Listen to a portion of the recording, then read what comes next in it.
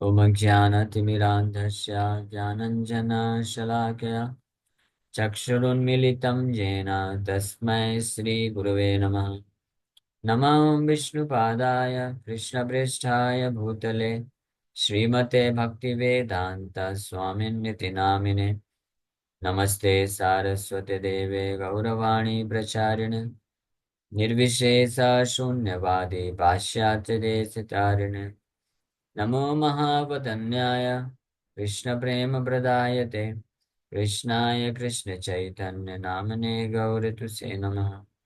जय श्री कृष्ण चैतन्य प्रभु नित्यानंद श्री अद्वैत गदाधर शिवासादि गौर भक्त वृंद। हरे कृष्णा कृष्णा कृष्णा हरे हरे, हरे राम राम राम हरे हरे।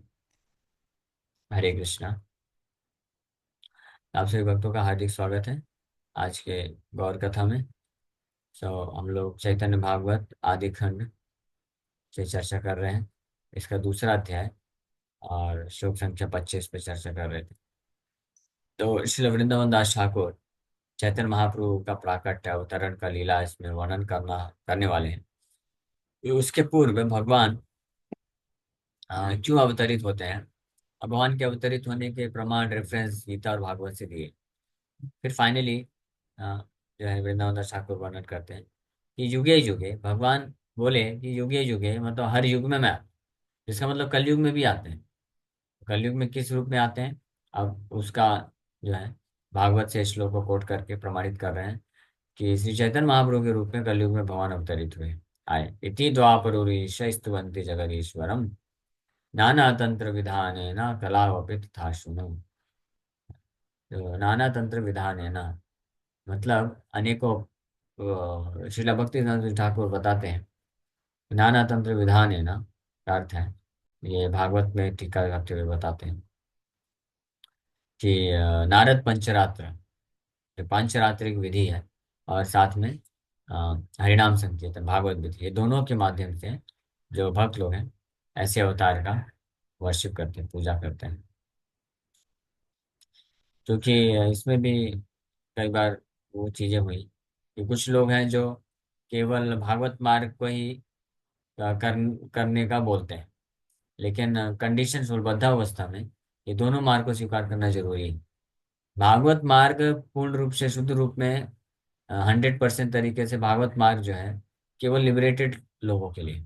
हालांकि भागवत मार्ग है यानी भजन श्रवण कीर्तन, ये केवल मुक्त पुरुषों के लिए है। बट ये दिया गया है विशेष कृपा करके हमको भी, ताकि हम ये करके साधन इसको औषधि के रूप में लेकर के हम धीरे धीरे शुद्ध हो सके। लेकिन हमारे आचार्यगण बताते हैं कि भागवत मार्ग के साथ साथ जो बद्धावस्था में जीवात्मा है उनके लिए पांचरात्रिक मार्ग भी बहुत जरूरी है। पांचरात्रिक मार्ग का मतलब होता है जिसमें दीक्षा लेना। भागवत मार्ग में दीक्षा की आवश्यकता नहीं, दीक्षा लेने की जरूरत नहीं। जो मुक्त पुरुष होते हैं ऑलरेडी, जो भगवान के भक्ति शुद्ध भक्ति के स्तर पे हैं, तो वो निरंतर कृष्ण का भजन कीर्तन करते रहते हैं। लेकिन बद्ध जीवात्माओं के लिए दीक्षा लेकर के, दीक्षा स्पेसिफिकली ब्राह्मण दीक्षा के द्वारा वो बहुत सारे जो नियम कानून है, शुद्धता है, इसको पालन करते हैं। भगवान के विग्रहों का सेवा करने का अवसर मिलता है, और जो गायत्री मंत्र जप करते हैं, तो और इसके बाद शुद्धता के जो नियम है उसको पालन करते हैं। तो ये सब के द्वारा वो धीरे धीरे जो है शुद्धा सतोगुण में सबसे पहले जाते हैं, रजोगुण तमोगुण से मुक्त होकर के सतोगुण में आते हैं। तब वो अच्छे से भागवत मार्ग को कर सकते हैं। इसलिए भागवत मार्ग को इस संसार के कलयुग के बद्ध जीवात्माएं अच्छे तरीके से कर सकें, ताकि उसका पूर्ण लाभ उठा सकें, शुद्ध नाम तक आसानी से पहुंच सकें। इसके लिए हमारे आचार्य गण बड़े ही कृपा करके, और बहुत बुद्धिमान भी हैं, ये दोनों मार्ग प्रदान किए। नारद पंचरात्र विधि हम लोग स्पेशली पालन करते हैं। शिला भक्ति ठाकुर प्रभुपाद जो है ये हमको प्रदान किए, और उनकी परंपरा में फिर शिला प्रभुपाद जी इंट्रोड्यूस किए, इस्कॉन में भी वही सिस्टम। तो शिला भक्ति ठाकुर इसलिए इस भागवत के श्लोक पर टीका करते हुए इस बात को स्पष्टीकरण करते हैं। नाना तंत्र विधान है ना, स्पष्ट बोला गया है कि कलयुग में भी भगवान आते हैं जगदीश्वरम। हाँ, लेकिन उनको जो भक्त हैं वो नाना तंत्र विधान है ना, हाँ, following various regulations of the revealed scriptures, वो उनका पूजा करते हैं। लेकिन मेन विधि क्या है, मेन विधि फिर अगले श्लोक में बताई गई। नाना तंत्र विधान है ना, हालांकि अनेकों तंत्र विधान है ना, पंचतंत्र पंचरात्रिक विधि, तंत्र विधान, तंत्र मतलब पंचरात्रिक विधि, यहाँ पे भक्ति महाराज जी बताते हैं कि उसके अनेकों नियम कानून पालन करके करते हैं, दीक्षा लेते हैं और गायत्री जप करते हैं, विग्रहों का सेवा करते हैं और शुद्धता के जो आचरण है वो पालन करते हैं। बहुत सारे भगवान का सेवा विग्रह सेवा करने के लिए बीज मंत्र का भी जो है उच्चारण करके करते हैं। तो इसमें भी कभी कभी कुछ भक्त लोग ऐसा सोचते हैं कि हरे कृष्ण महामंत्र ही सब कुछ है, तो इसलिए सब में हरे कृष्ण मंत्र लगा देने का। तो लेकिन ऐसा नहीं है। जो आचार्यों द्वारा जो विधि दी गई है उसको पालन करना अनिवार्य है, क्योंकि वो जानते हैं कि किस माध्यम से व्यक्ति जल्दी से जल्दी हरिनाम, हरे कृष्ण महामंत्र अल्टीमेट है, लेकिन उस शुद्ध नाम में कैसे पहुंच सकता है। बाकी जितने भी मंत्र हैं, जितने भी विधि विधान हैं, सब जो है सेवक हैं, सब सर्विएंट हैं। हरे कृष्ण महामंत्र इसलिए बोला गया है, इसमें कोई डाउट नहीं। लेकिन अन्य चीजें दी गई हैं सहायक, हमको सहायता करने के लिए, ताकि हम उस स्तर तक पहुंच सकें। जैसे नाना तंत्र विधान है ना, इसको स्वीकार करना है। तो ये बताएं अब अगले श्लोक में मेन विधि जो है वो बता रहे हैं, वो है हरिनाम। दैट इज मेन विधि, मुख्य अंग है। इस यहाँ ये अंतिम लक्ष्य है। इसलिए इस श्लोक में फिर भगवान श्री चैतन्य महाप्रभु जो कलयुग में अवतरित होते हैं उनका प्रिडिक्शन बताया गया है, और क्या मुख्य विधि के द्वारा वो पूजा लेते हैं ये बताया गया है। कृष्ण वर्णम तुषार कृष्णम सांगोपांगास्त्र पार्श्वम यज्ञ संकीर्तन प्राय यजंती ही सुमेधसा।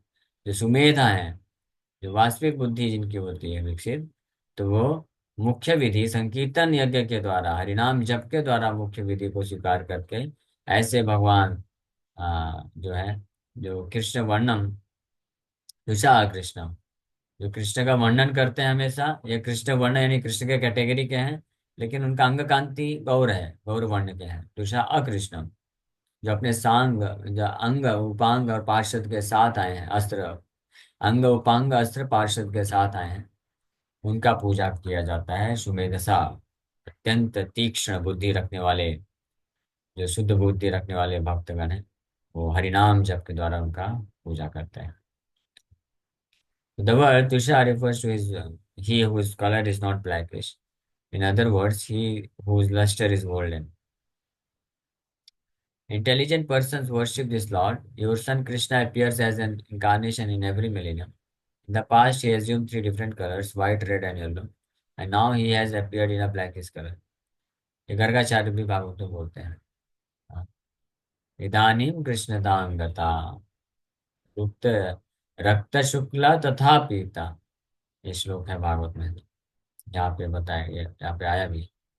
आसन वर्णास्त्रयो यस्या ग्रहणतो अन्युयुगं तनु शुक्लो रक्तस्तथा पीता इदानीं कृष्णतां गता। ये आपका ये जो बालक है, ये अन्य युगों में भी आता है। आसन वर्णस्त्रयो, ये तीन अन्य युगों में भी आता है। यहाँ पे भी ये प्रिडिक्शन मिल रहा है। गर्गाचार्य बताए कि त्रयो, तीन कलर के अन्य भी ये ग्रहण करता। हाँ? शुक्ल रक्त पीत, ये तीन और कलर ये आपका जो बालक है, ग्रहण तो अनुयुगम तनु, अनुयुगम मतलब अन्य तीन युगों में भी। अभी द्वापर युग में तो आ गए भगवान कृष्ण वर्ण का लेकर के, श्याम वर्ण के हैं बोले, लेकिन ये आपका बालक अन्य तीन युगों में तीन और कलर में आता है, अलग अलग कलर में आता है। कौन कौन से कलर? शुक्ल, शुक्ल मतलब व्हाइट, हाँ, रक्त मतलब लाल कलर, और पीत वर्ण, पीत वर्ण में भी आते हैं। पीत वर्ण में कौन है? समटाइम्स येलो, गोल्डन, पीत मतलब गोल्डन, गौर वर्ण। सो वो कलयुग में आते हैं। तथा पीता, इस पे बहुत सुंदर व्याख्या वैसे किया गया है आचार्य द्वारा। तो यहाँ पे जो तथा शब्द आया है, ये भी बहुत इस बात को सूचित करता है।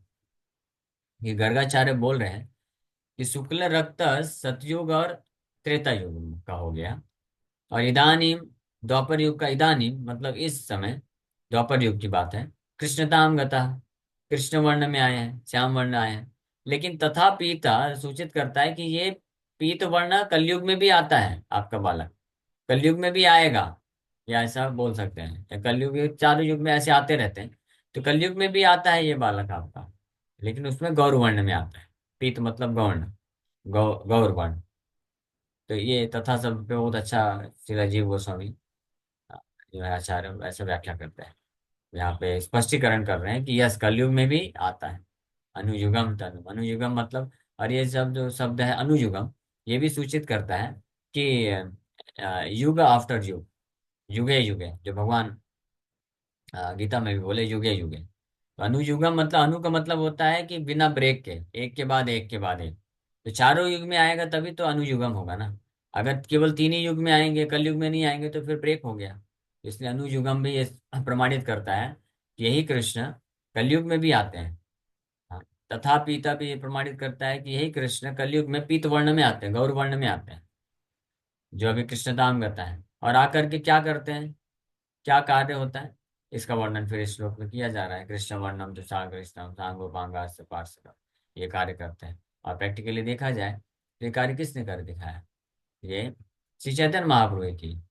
ऐसे Shri Chaitanya Mahaprabhu, no doubt about it, कोई संशय नहीं है, वही कृष्ण है, वही परम भगवान है, जिनका वर्णन शास्त्रों में किया है। तो भागवत का प्रमाण है। तो जो बुद्धिमान है, स्पष्ट बुद्धि रखने वाले समझ जाते हैं, और नहीं तो मुश्किल है इन श्लोकों को समझ पाना। महाभारत में भी इसका वर्णन है कि विष्णु सहस्त्र नाम में एक नाम में लिखते हैं, संन्यास कृत समा शांता निष्ठा शांति परायण, है ना। संन्यास कृत, संन्यास लेते हैं भगवान एक अवतार में। तो अब कौन सा ऐसा अवतार हुआ है, ढूंढ लो। कलयुग में, सॉरी सतयुग में, द्वापर में, त्रेता युग में, ऐसा कोई अवतार हुआ है जिसमें वन संन्यास लिए हो। ब्रह्मचारी बन के आए, वामन अवतार में ब्रह्मचारी थे, सन्यासी नहीं थे। ये सन्यास किस अवतार में लिए। और ऋषभ देव जी आए तो वो परमहंस है, सन्यास नहीं लिए, परमहंस, अवधूत, अवधूत वेश धारण किए। सन्यास इसमें लिए कलयुग में जब आए तब सन्यास लिए। तो ये सन्यास वाला जो आश्रम कार्य करता है, ये भी प्रमाणित करता है। महाभारत के शांति पर्व में भी ये वर्णन ऐसा आता है, विष्णु सहस्त्र नाम के प्रसंग, शांति निष्ठा परायण। So in the past, Sri and Krishna appears an incarnation every millennium. So in these words, spoken by Garg Muni to Nanda Maharaj in Srimad Bhagavatam, it is proved that apart from white, red, and black, Lord also appears with a yellow or golden complexion. The word Idanim, or now, is in this verse indicates that the Lord has accepted a blackish color in his present incarnation. It is understood from this statement that the Lord appeared in Dwapar Yuga in a blackish complexion, and that he had previously appeared in Satya and Treta Yuga with white and red complexions. The word Pita, or golden, is used in the past tense to confirm that the Lord had appeared with a golden complexion in previous Kali Yugas also. पीता मतलब past tense में use किया, तथा पीता, तथा पीता past tense में use किया गया है कि इसी प्रकार से ये जो है पीत वर्ण में आते हैं। तो इसलिए पिछले कलयुग में भी भगवान ऐसे गौर वर्ण में अवतरित होते हैं, लेकिन अन्य सभी कलयुग में भगवान गौर नारायण के रूप में आते हैं। स्वयं कृष्णा कलयुग, एक ही कलयुग में आते हैं, ब्रह्मा जी के एक दिन में एक बार आता है, जो अभी आए वो स्वयं कृष्ण है, गौरांग महाप्रभु। अन्य जो कलयुग होते हैं उसमें नारायण ही गौर वर्ण लेकर के गौर नारायण के रूप में आते हैं और हरिनाम संकीर्तन का ही प्रचार करते हैं, लेकिन माधुर्य रस की भक्ति नहीं प्रदान करते हैं, बस ऐश्वर्य भाव की और वैकुंठ तक के प्रदान करते हैं हरिनाम संकीर्तन के बाद। तो ये विशेष है इस कलयुग में। So Lord Shri Krishna will be fully glorified in this book, Srimad Bhagavatam. So in order to confirm that all incarnations are included in Krishna, he was also known as the Yuga Avatar. Whenever Lord Krishna appears in Dwapar Yuga, Lord Gaur Sundar appears in the immediately following Kali Yuga. From this statement, it is concluded that Sri Gaur Sundar is himself Lord Krishna because there has never been an exception. The fact that Sri Gaur Sundar is himself Lord Krishna is being disclosed by the author by his use of the following adjectives. God, इस प्रकार से जब जब कृष्ण आते हैं तब तक भगवान गौर सुंदर के पीछे अवतरित होते हैं कलयुग में। The word Krishna one indicates that Krishna, whose name Sri Krishna Chaitanya Dev includes these two syllables Krishna. In his commentary, Srimad Bhagavatam Swami has explained that the word Shriya, Suvarnena, Shriya means of Sri or Rukmani, and Savarnena refers to one who possesses the two equal syllables Ru and Kmi. Such dual meanings are found in various places within the Srimad Bhagavatam. कृष्णवर्ण Shriya वर्णेन सवर्णेन। तो इस प्रकार से सिद्धा स्वामी भी वर्णन करते हैं कि माता लक्ष्मी रुक्मिणी का श्रिया सवर्णेन, उसको पजेस करते हैं। अल्टरनेटिव द वर्ड कृष्ण वर्ण means one who describes Krishna. तो कृष्ण वर्ण का एक मतलब ये भी है जो कृष्ण का वर्णन हमेशा करता है, तो अपने खुद के भक्त के भाव में आकर के हमेशा कृष्ण का स्मरण और वर्णन करते हैं। तो alternatively although he is personally अकृष्ण गोल्डन, यानी खुद वो अकृष्ण है, यानी कलर उनका कृष्ण नहीं है। ही इज नेवरदलेस तुषा और लस्ट्रियस, फिर भी वो उनकी आभा अंग कांति प्रकट होती है। That means he distributes the holy name of Krishna to everyone by his sweet beauty. Or in other words, everyone becomes Krishna conscious by seeing him. जो अलग अलग आचार्य इस प्रकार से व्याख्या कर रहे हैं। So although Sri Krishna appears as Gaura in the eyes of his devotees, he is Tusha, or of lustrous blackish complexion. In other words, he is seen by his devotees as Sri Shyam Sundar. Therefore, Sri Gaur Sundar is Sri Krishna himself. In other words, Sri Krishna has personally appeared as Sri Gaur Sundar. Therefore, the conclusion that Sri Gaur Sundar is Sri Krishna himself. तो तुषा अकृष्ण ये सूचित करता है ये कृष्ण वर्णम। वर्ण का बहुत meaning होता है। वर्ण का एक तो वर्णन करना होगा, वर्ण का मतलब एक कैटेगरी होता है, वर्ण का मतलब कलर भी होता है। तो कृष्णा ही है, ये मतलब कृष्ण ही है। लेकिन तुषा मतलब उनकी अंग कांति जो शरीर से तेज निकल रहा है वो गोल्डन है। तो इसलिए जो भक्त हैं श्री गौर सुंदर के, तो भगवान श्री गौर सुंदर को कृष्ण के रूप में ही देखते हैं, श्याम सुंदर रूप में ही दर्शन करते हैं। यहाँ ये श्याम सुंदर है, लेकिन भक्त का भाव लेके आए इसलिए अभी अंग कांति जो है गौर वर्ण की प्रकट हो रही है। तो कंक्लूजन इसलिए यही दिया जा रहा है कि he is supreme personality of God at Krishna himself. The supremacy of Sri Gaur Sundar is established by the word Sangopangastra Parshadam. In other words, the Lord appears with his Anga, Upanga, Astra, and Parshad, limbs, decorations, weapons, and associates. This term has been used in Karma, Dhara, and oppositional compound. According to Srila Vyasdev, the Angas of the Lord are also called Upangas, Astras, and Parshad. तो इस श्लोक में बताया गया है कि भगवान कृष्ण अपने अंग उपांग अस्त्र और पार्षद को साथ में लेके आए, ये उनकी महिमा को स्थापित कर रहे हैं, सुपरमेसी को स्थापित कर रहे हैं। Since the limbs of the Supreme Lord are most enchanting, they are known as decorations. सांगोपांगास्त्र पार्षदम, ये डेकोरेशन है भगवान के, क्योंकि बड़े ही अट्रैक्टिव है और सुंदर है। Since the limbs of the Lord are most powerful, they are known as weapons. को अस्त्र से भी कंपेयर किया गया। Since the limbs of the Supreme Lord always remain with the Lord, they are called associates of the Lord. उनके अंग बहुत सुंदर हैं, इसलिए डेकोरेशंस भी इस्तेमाल किया गया है। और उनके अंग बहुत शक्तिशाली हैं, इसलिए अस्त्र से भी कंपेयर किया गया है। अंग उपांग अस्त्र पार्षदम, और वो हमेशा भगवान के साथ रहते हैं, इसलिए पार्षद से भी कंपेयर किया गया। Many great personalities have seen this form of the Lord. This is a well-known fact among the residents of West Bengal, Odisha, and Bangladesh. Another meaning of this phrase is that the Lord has appeared along with his most powerful devoted companions like Srimad Advaita Acharya, who are counted as Angas, Upangas, and Astras of the Lord. तो भगवान, दूसरा meaning यहाँ पे ये दिया जा रहा है कि भगवान अपने संकीर्तन लीला को करने के लिए अपने साथ अपने नित्य पार्षदों को साथ में लेकर प्रकट होते हैं, द्वैताचार्य श्री नित्यानंद को, शिवाश ठाकुर इत्यादि। इसलिए भी सब ने इस श्लोक में जो आया है कि भगवान प्रकट हुए सा अंग उपांग पार्षदम, अंग उपांग पार्षद के साथ आए तनागम को स्थापित करने की इच्छा से। इसमें ये तात्पर्य बहुत विस्तृत है, लेकिन क्योंकि हम लोग इन श्लोकों के ऊपर ऑलरेडी बड़े विस्तार से चर्चा कर चुके हैं, चैतन्य चरितमृत में भी आया था ये, इसलिए हम यहाँ पे ज़्यादा व्याख्या नहीं कर रहे हैं, जस्ट इसको पढ़ के थोड़ा एक्सप्लेन कर रहे हैं इसमें गौर कथा में, ताकि हम आगे बढ़ सकें। ओके, समय वहीं पे विराम करते हैं। Thank you very much. Hare Krishna Krishna Krishna Hare Hare Ram Ram Ram. Yes, किसी बात का कोई प्रश्न है पूछ सकते हैं। हरे कृष्ण। हरे कृष्णा, जी पंचांग नाम। हरे कृष्ण। हरे कृष्णा। प्रभु जी मेरी वॉइस क्लियर आ रही है? हाँ आ रही है अभी। प्रभु जी मेरा क्वेश्चन नेक्स्ट क्लास से, रामायण क्लास से मैं उसमें पूछ नहीं पाई थी। आप पूछिए। प्रभु जी मेरा क्वेश्चन ये है कि मैंने सुना था कि वाल्मीकि जी जो थे वो राम जी का नाम हमेशा उल्टा लेते थे। जैसे कि नाम जब में होता है कि शुद्ध नाम जब करो, एक एक अक्षर आपके सामने स्पष्ट रूप से दिखना चाहिए। जब भी वो उल्टा नाम लेते थे तो उन्हें भगवत प्राप्ति कैसे, मतलब कैसे पॉसिबल होगी?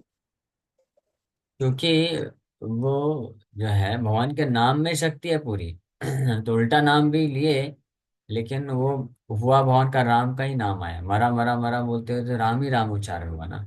और अपराध नहीं किया उन्होंने, ऑफेंसलेस चैंटिंग था। नारद मुनि के आदेश पे किए, नारद मुनि उनको ये नाम दिए, बोले आप ऐसे करो। तो उनके उनके वाणी में पूरा विश्वास रखते हुए वो करते गए नाम जप। इससे अपराध रहित हो गए।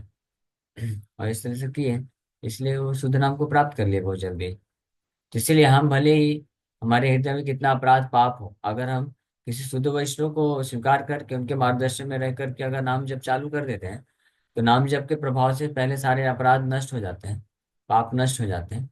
और फिर ऐसे आचार्यों को पालन करने के कारण हम शुद्ध नाम की अवस्था में पहुंच सकते हैं। ठीक।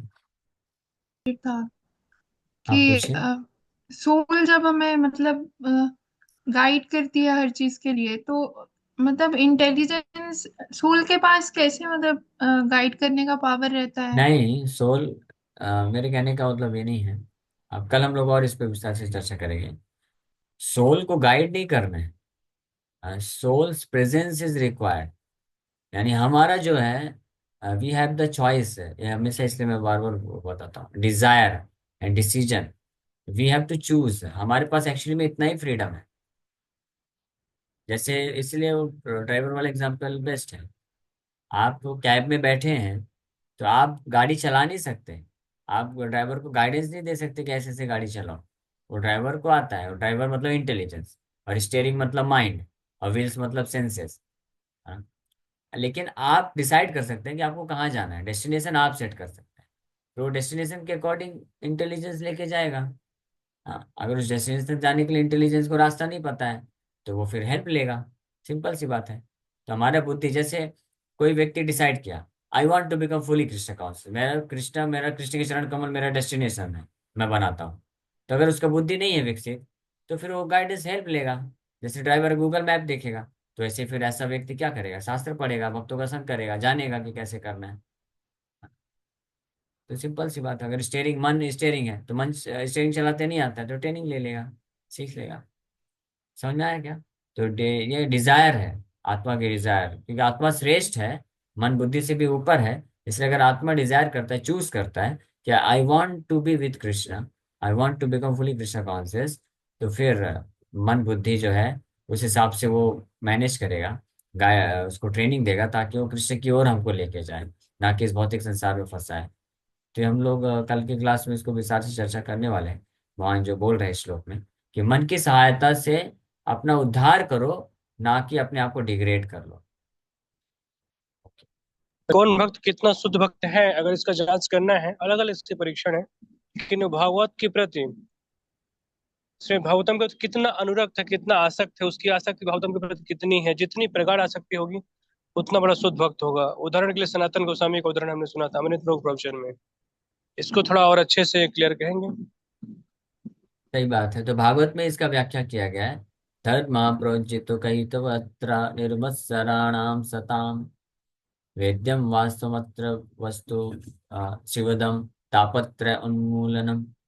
तो भागवत में वेद व्यास जी लिखे हैं शुरू में ही, कि जो निर्मत सराणाम सताम है, शुद्ध भक्त मतलब नो मत्सरता, कोई ईर्ष्या नहीं, कोई एनवी नहीं। एनवी क्यों आता है? क्योंकि जब हृदय अशुद्ध रहता है, तो भौतिक हमारे कुछ डिजायर्स होते हैं कि हम भी इस भौतिक संसार में कुछ भोग करना चाहते हैं, तो हमको नहीं मिलता तो किसी अन्य को मिलता है, तो ईर्ष्या आ जाती है।